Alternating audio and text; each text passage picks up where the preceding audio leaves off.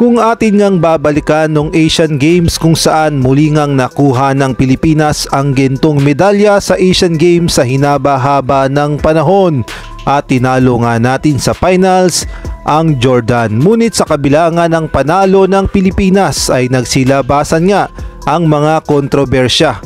Kesyo daw puro mga itim ang ginamit ng mga players sa Gilas Pilipinas at hindi na raw purong mga Pilipino. Ayan nga ang narereklamo sa Gilas Pilipinas dahil bias daw dahil puro mga Black American ang naging players nung katatapos lamang na Asian Games. At hindi nga daw gaya ng mga Asian teams na nanatiling mga local players ang pinapadala. Kung meron man mga hap ay kakaunti lamang.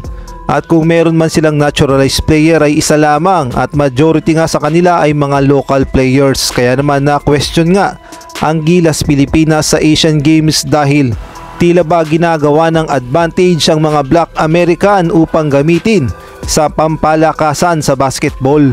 At ang sabi nga nung nagrereklamo sa Gilas Pilipinas, ito nga ang kanyang article. African Americans US born Justin Brownlee, Jamie James Malonzo, Chris Newsome, Jordan Clarkson, both his parents served US Air Force. Africans, Ivory Coast, Angelo Kwame. Nigerians, AJ Edu at CJ Perez.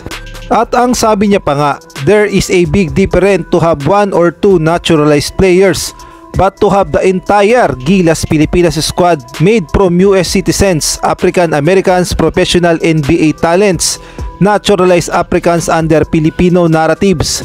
That is no diversity. That's called being a US colony. So lumalabas nga sa article na ito na pinaparatangan nga ang Pilipinas na gumagamit ng mga black player upang maging advantage sa basketball. At kung atin kasing babalikan ang original national team ng Pilipinas na lumalaban sa basketball, majority nga ay mga local players at kung meron mang PhilAm ay kakaunti lamang.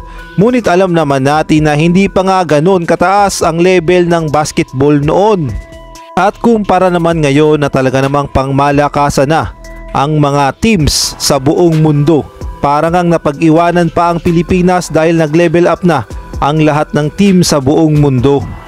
Kaya naman kung ilalaban natin muli ang mga local players at kakaunti lang ang ilalagay na PhilAm, sa tingin ko kahit sa Asian Games ay mahihirapan na tayo dahil mismong mga Asian players na nga o mga Asian teams ay nag-level up na rin.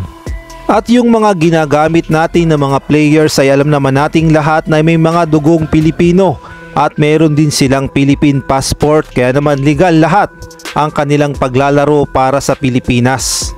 Kaya naman ang sabi nga ni Jordan Clarkson, Filipinos for Black Power. Kaya naman kailangan talaga natin ng mga half-breed upang lalo pang lumakas ang ating national team, lalong lalo na sa hinaharap.